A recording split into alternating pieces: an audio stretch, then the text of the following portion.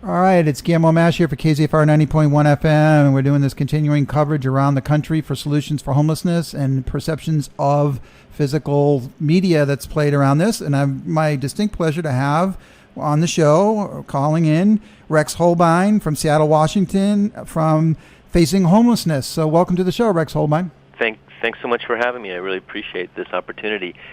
Maybe I should start by just giving a quick overview of what we do as an organization. Primarily, we are raising awareness. We're doing this, raising awareness about the issue of homelessness. We believe that we are not going to end homelessness. I mean, if we're really serious about it, we're not going to end homelessness unless we get community involved.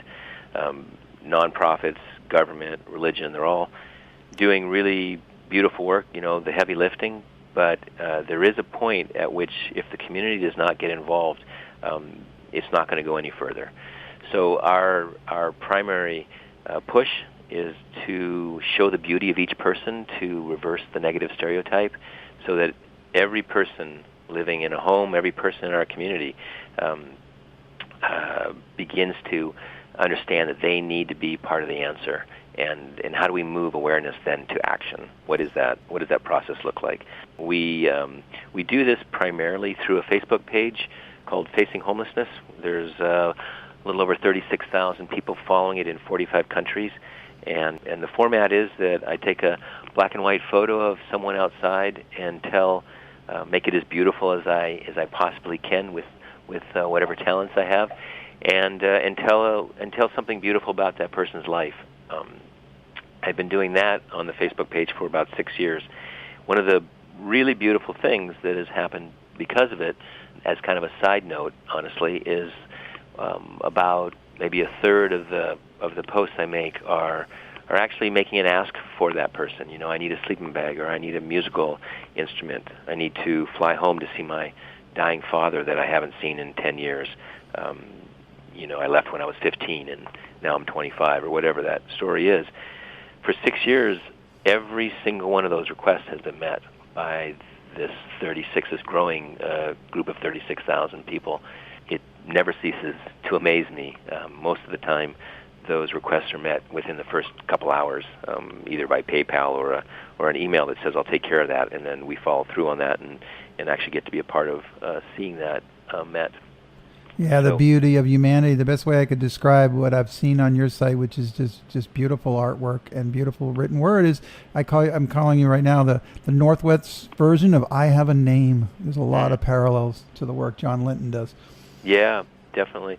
I think the important thing, I think, in all of this, I think in everyone's work, is that we need to empower each person to address the issue of homelessness. We cannot think of it as something external.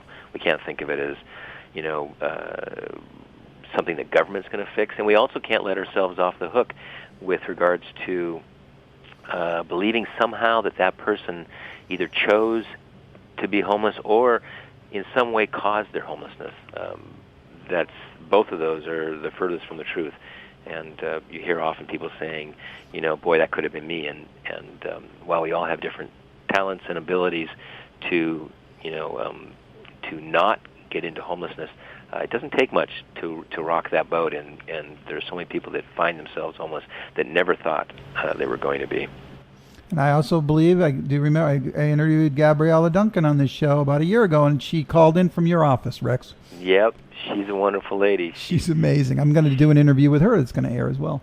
She is just remarkable. We actually just did something with Starbucks, a big performance at the Symphony Hall, and Gabriella actually was on stage at the Symphony Hall belting out a solo.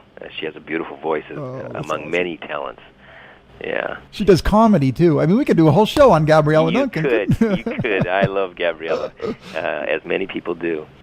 The most remarkable thing about her, to be honest, among her many talents, is her big heart. She's a really great advocate for people that are outside homeless.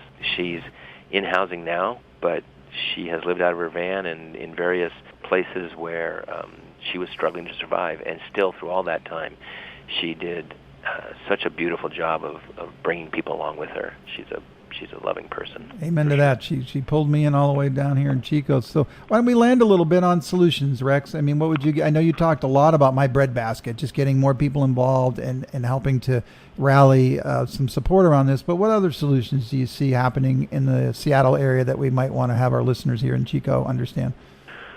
Well, there are far too many solutions actually underway. That's part of the problem. Homelessness here in Seattle is still increasing. But I'm going to, rather than go to, small houses, going to increased tent cities, new buildings, affordable housing, I think these are all terms that, and ideas that we're all fairly, on some level, aware of.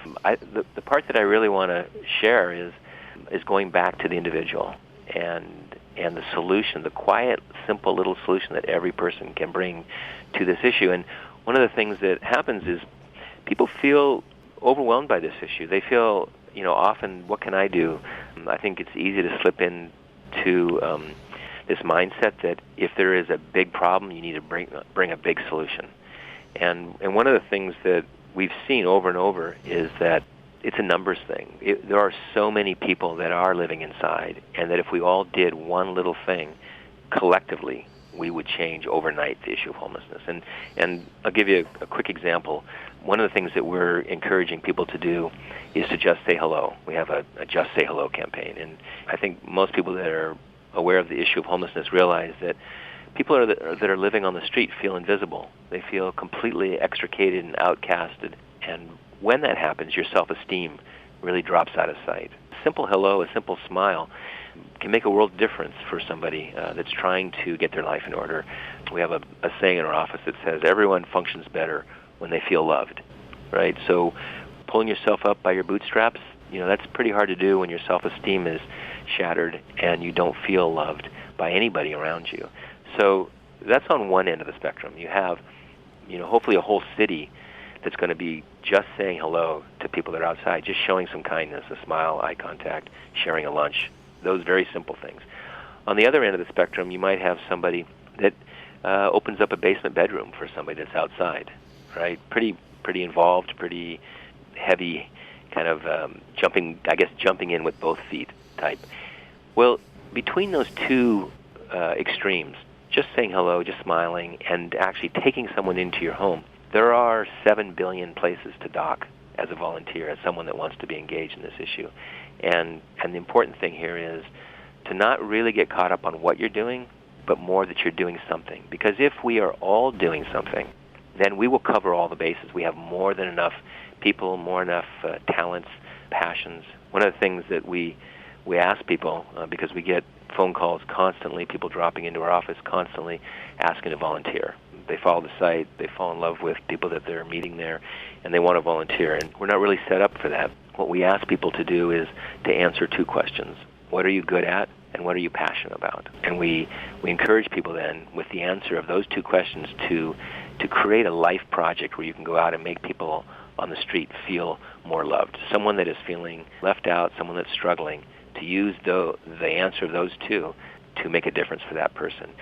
And the reason that we want to do this rather than ask you to come and organize our sock shelf is, you'll come in and organize our sock shelf, I'm sure, but for how long? And, maybe 2 months, 3 months, and you'll burn out. But if you're doing something that you're really good at and that you're really passionate about, at that point, you have a chance of doing this for the rest of your life. And once you start down that path, we all know that it takes hold of you. Like it's better to give than to get, right? And all of those sayings that talk about how your life is enriched when you actually step forward and do something for someone else. We just need to kickstart that, get it going so that you fall in love with it immediately, and then start to reap the benefit of connection to community and to other human beings. If we're all doing that, we end homelessness. So for listeners that you're listening to Rex Hohlbein, he's from Seattle, Washington, Facing Homelessness. And why don't you tell us a little bit how folks might find this Just Say Hello campaign? We have a website, which is www.facinghomelessness.org.